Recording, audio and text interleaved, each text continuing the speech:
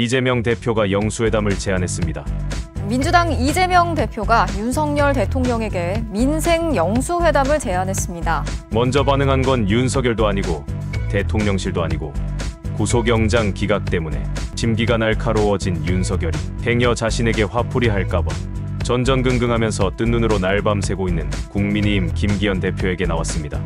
그러지 않아도 강서구청장 보궐선거에서 참패가 예상되는데 참여해주면서 밀어붙인 건 윤석열이지만 결과에 윤석열이 책임질 놈이 아니고 어차피 보궐선거 책임은 자신에게 돌아오고 그렇게 되면 대표직 사퇴가 사실상 정해진 수순이라 생각하기 때문에 어떡하든 꼬리 열심히 흔들고 연기 날 만큼 손바닥 비비는 모습을 보이면 총선 때까지 어쩌면 봐주지 않을까 하여 대통령실에서 전화가 오자마자 즉각 반응을 보인 것입니다. 정상적이라면 영수회담을 제안한 것이니 대통령실에서 먼저 반응이 나온 뒤에 반응하는 것이 맞지만 김기현에게는 그럴 만한 정신이 없습니다. 국민의힘은 민생 현안은 대통령이 아닌 여야 대표끼리 만나 협의하는 게 당연하다며 여야 대표회담부터 응하라고 맞받아쳤습니다. 솔직히 이제는 국민들이 다 알고 있습니다. 국민의힘 지도부에는 민생과 정책에 대한 어떠한 결정권도 없고 대통령실에 영향력을 행사할 눈꼽만큼의 힘도 없다는 걸 알고 있습니다. 여야 대표회담은 필요하지만 이재명 대표가 김기현을 만나 아무리 민생 현안을 의논하고 서로 합의를 해봐야 용산에서 인상 쓰면 그것으로 없던 일이 된다는 걸 여야는 물론 국민들도 모두 잘 알고 있습니다. 그럼에도 김기현이 나를 먼저 만나라고 말한 것은 윤석열이 영수회담을 거절할 수 있는 명분을 만들어주고 용산에서 만남을 허락해 주었으니 이제는 당당하게 이재명 대표의 만남을 청하고 이재명 대표가 다행스럽게 응해준다면 자신이 국힘의 대표로서 언론의 주목을 받을 수 있기 때문입니다.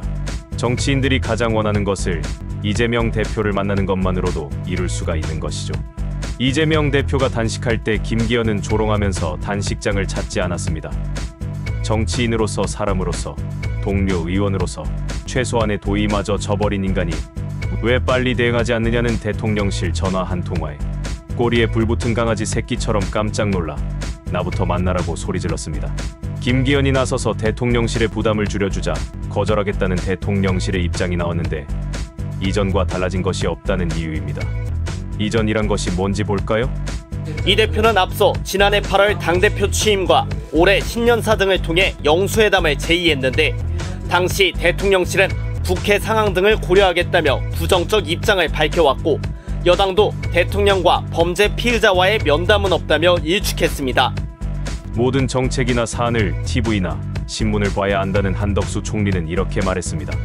야당 대표가 가지고 있는 그러한 사법적 리스크에 대해서 대통령으로서의 어떤 시그널이라고 이해를 국민들이 한다면 그거는 대단히 언페어한 그러한 것이 될 수도 있겠다. 이렇게 개소리를 시전하면서 취임 이후 단 한 번도 제1야당 대표를 만나지 않았습니다. 이것이 무엇을 의미할까요?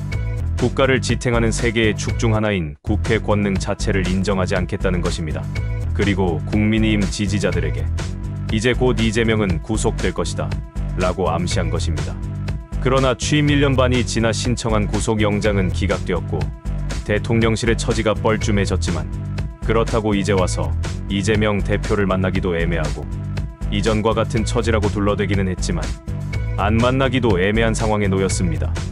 그래서 부랴부랴 김기현을 앞에 세워서 빠져나간 것입니다. 이재명 대표는 무슨 이유로 영수회담을 하자고 했을까요? 지금의 상황을 경제 악화의 고통, 때 아닌 이념 가치 논쟁, 에너지 전략 부재 등으로 진단했습니다.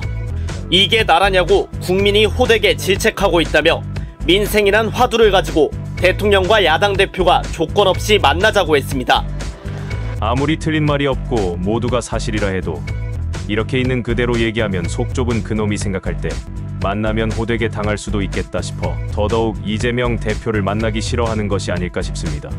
총선에서 민주당이 대승을 거둔다면 윤석열이 먼저 꼬리를 말고 영수회담을 제안할 것입니다.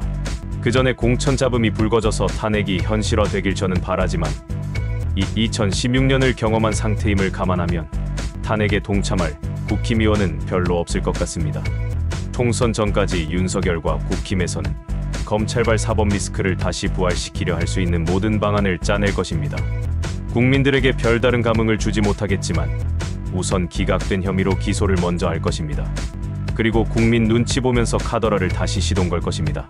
강서구 청장 보궐선거를 민주당이 승리하고 그것도 큰 격차로 승리하게 되면 대통령실의 하명을 받은 김기현이 비례 1번에 자신의 이름을 올리고 윤석열이 건넨 명단대로 공천을 마무리 진 다음 곧 바로 비대위를 꾸릴 것으로 예상됩니다. 공천 전에 비대위를 꾸리면 검사 출신들 공천이 불안정해질 수 있고 의심 많은 서결이가 국힘을 믿지 않기 때문입니다.